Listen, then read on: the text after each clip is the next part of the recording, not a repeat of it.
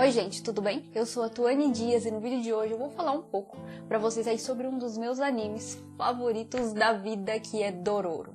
Espero que vocês gostem aí dessa resenha porque eu fiz com todo carinho, porque eu gosto demais de Dororo. Daigo, um samurai, faz um acordo com 12 demônios oferecendo 48 órgãos do corpo de seu filho recém-nascido em troca do domínio no campo de batalha e da prosperidade para o seu povo. A criança é então tirada à força de sua mãe, sendo abandonada no leito de um rio à sua própria sorte. No entanto, o bebê sobrevive graças a um curandeiro que o encontra e passa a criá-lo, lhe dando o nome de Hyakimaru juntamente com as próteses das partes que faltavam em seu corpo. Os anos se passam e Hyakimaru, agora um jovem de 16 anos, parte em uma caçada em busca dos 12 demônios para recuperar as partes de seu corpo. Em seu caminho, ele acaba salvando Dororo, uma criança órfã que vivia a vida como ladra. Desse dia em diante, Dororo se une a Hyakimaru em sua jornada. Dororo começou de um jeito bastante interessante ali, devido à característica peculiar que envolvia o Hyakimaru, que é o fato de que a cada demônio que ele ia matando, ele ia recuperando partes do seu corpo. É muito interessante essa situação e ela foi retratada muito bem visualmente. Nossa, sério, os momentos em que ele recupera o corpo ali, a animação é bem um show.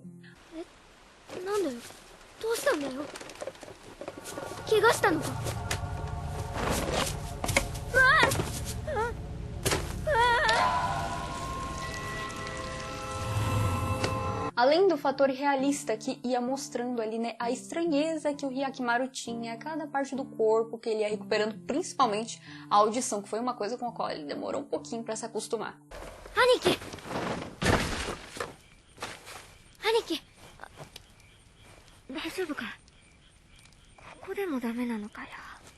Por falar nessa questão realista, o anime em si ele tem uma atmosfera bastante tensa, retratando ali em todos os momentos como era a situação das pessoas que viviam naquela época. A gente presencia cenas fortes com uma frequência considerável na história, e mesmo que isso seja um pouco impressionável, alguns momentos, algumas cenas ali sejam um tanto impressionáveis, isso não acontece de um modo desequilibrado, do tipo que faz com que qualquer situação ali se torne uma desculpa pra jogar violência gratuita na tela. Não, isso não acontece. Os personagens do anime também são bastante interessantes ali, com destaque, claro, para a dupla principal. As peculiaridades tanto físicas como comportamentais do Hyakimaru, e essas últimas, gente, sendo consequências ali diretas, das características físicas dele, elas dão um ar diferentão muito interessante para ele.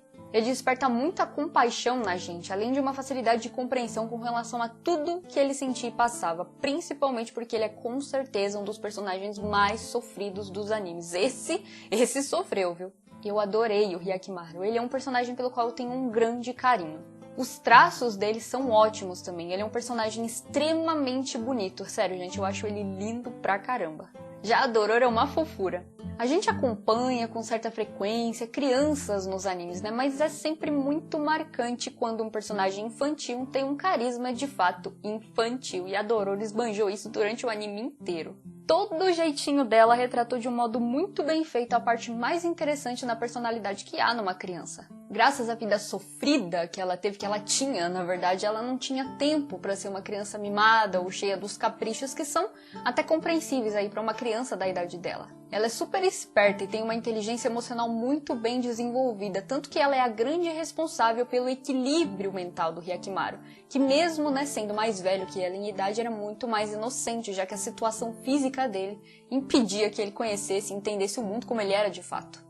No final da história, toda a convivência que os dois tiveram foi decisiva na escolha de vida do Hyakimaru, muito mais do que a atitude do seu pai ali, que foi o causador de tanta dor na vida do personagem no decorrer dos episódios. Por falar em pai, essa é uma história onde temos um dos pais que entram na fila de piores pais dos animes. Gente, que raiva do pai dele! A cada vez que ele aparecia na tela, a gente tinha vontade de entrar no anime pra poder enforcar o filho da mãe. Não tem muito o que dizer ali em relação ao tipo de personagem que o pai dele é, já que ele é muito fácil de ler e não existe que a gente pense profundamente em nenhuma atitude que ele teve. Mas eu achei bem interessante que no final ele tenha levado uma bela lição do filho que ele tanto desprezou, e mais interessante ainda foi ele ter percebido o quão impressionante era esse filho, que se tivesse tido a chance seria um líder muito mais capaz que ele. Já o restante da família do Hyakimaru, a mãe e o irmão, eles tiveram uma construção simples, mas que eu considerei decente. Ambos lamentavam pelo ocorrido com ele, principalmente a sua mãe, que nunca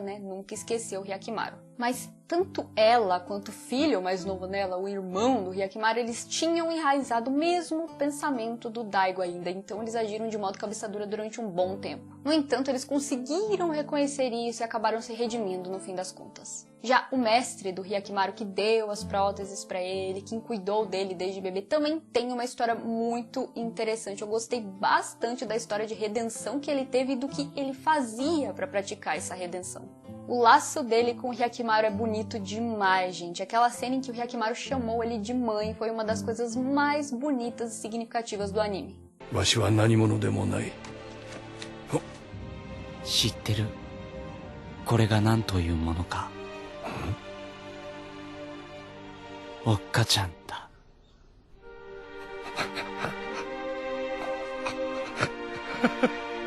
バカ。それは違うぞ。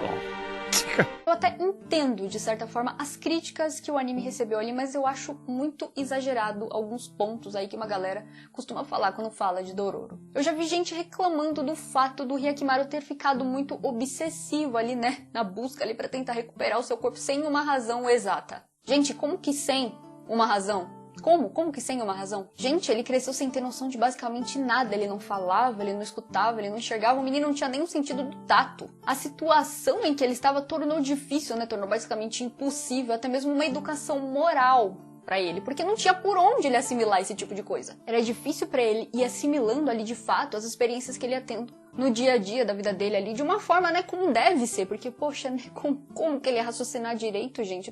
Nem entendia direito o mundo como era. A única coisa que ele compreendia era a coloração da alma dos seres, a energia de cada coisa. Era isso que ditava quando ele tinha que se defender, quando ele tinha que atacar ali os demônios, né, pra ele poder ir recuperando a parte do corpo dele e tudo mais, mas isso se dava mais como uma coisa que servia mais como um instinto de sobrevivência mesmo, do que exatamente um ideal moral ali, um estilo de vida moral. 敵、憎悪、またはこの世ならざるもの。それらの持つ色が百鬼丸に危険を教える。百鬼丸は彼の暗闇の中を生きてきたのである。Cada vez que ele recuperava ali uma parte sua, mais vivo ele ficava, incluindo emocionalmente. Ficar vivo, se sentir vivo, traz vários tipos de sensações, tanto sensações boas como sensações ruins. Viver também machuca, se magoar faz parte. No caso dele, o choque de toda essa realidade em conjunto com a realidade dele trouxe muita dor. E olha, gente, tudo ficou pior ainda dentro dele quando a própria família dele ficou no caminho dele, sendo que, para princípio de conversa, se o pai dele não tivesse feito o que fez, nada daquilo estaria acontecendo. Quando o Hyakimaru percebeu que até mesmo quem não tinha culpa direta no assunto estava contra ele, ele ficou maluco. Ele sentiu que realmente estava sozinho, que não tinha basicamente ninguém nem nada com ele pra ele. Mas ele ainda tinha o corpo dele, era dele, sempre foi dele, e ele queria de volta. 人並みの体はむしろお前を不自由に縛るかもしれん。それでも欲しいか？欲しい。なぜだ？なぜ？考えたことはないか？俺のものだ。Ah, mas a cidade padeceria, um monte de gente ia sofrer. Gente, e daí? Isso tinha que ser cobrado do pai dele, não dele. Não foi ele quem deu o próprio corpo em sacrifício, ainda mais para um grupo de demônios. Fora que todo mundo ali que ficava julgando o menino fazia um monte de coisas terríveis para manter os seus ideais. E vamos combinar, né, gente? Na terra deles, eles queriam manter ali a prosperidade, a paz, mas a terra dos outros podia sofrer ali, né, na mão dos soldados deles e dos demônios, né? Fora que exigir uma postura de autossacrifício do Hyakimaru não tem sentido. O personagem não tem essa obrigação na história, nem tem uma capacidade mental para isso, já que ele começou a conhecer o mundo no momento em que todo tipo de coisa foi jogada em cima dele. Era muita coisa para ele pensar e refletir em tão pouco tempo. O pai dele foi avisado que não deveria fazer aquilo, ainda mais se envolvendo a gente com demônios, com a maldade e tudo mais. E você sabe que quando você tá com o mal, você nunca tá do lado dele, nem na frente dele. Cedo ou tarde a maldade acaba te engolindo ali, não importa nem um pouquinho qual foi o tipo de situação que levou você a se envolver com aquele tipo de energia. E o cara acabou pagando, né, o preço ali pelos erros que ele fez ali de todos os modos, né, gente? Foi tiro pra tudo que é lado, porque ele acabou perdendo a família dele inteirinha. Bom, tá certo que ele tem o Hyakimaru ali perto dele, né, mas os dois não tem, né, digamos, uma relação muito boa, né, entre pai e filho e tudo mais, apesar de que no final o Hyakimaru teve uma atitude muito legal, né, mas que serviu mais pra ser um tapa na cara do pai dele também. 俺の行く道はそこじゃない。俺は人だ。あんたも鬼神になるな。人として生きろ。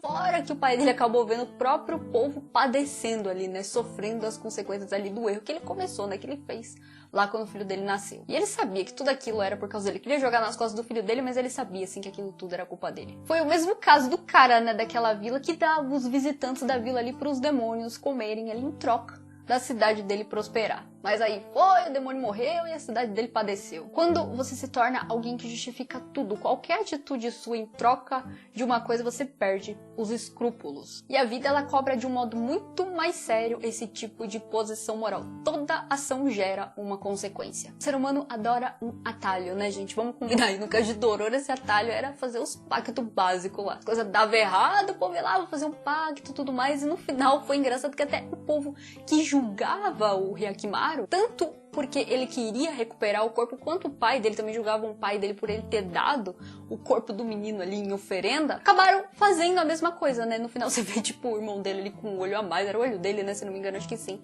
O olho dele ali e os outros ali com força e tudo mais, o pessoal tudo meio doido ali, fazendo, né? Repetindo aquele erro, tipo, né?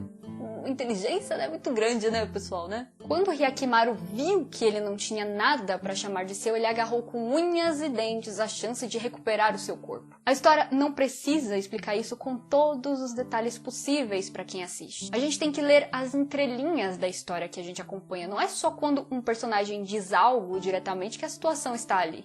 Às vezes está no tom da voz, no olhar, na atmosfera de uma situação ou até em palavras simples. E no caso dessa situação, era até mesmo palpável o desespero que ele sentia. Era semelhante à dor que ele sentiu quando ele perdeu a Miss Mil e as crianças naquele assassinato. Tudo que era importante para ele era uma parte dele, e ver aquilo se esvaindo das mãos dele, sendo tomado dele, causava dores insuportáveis. E olha, eu achei que o anime mostrou isso de um modo maravilhoso.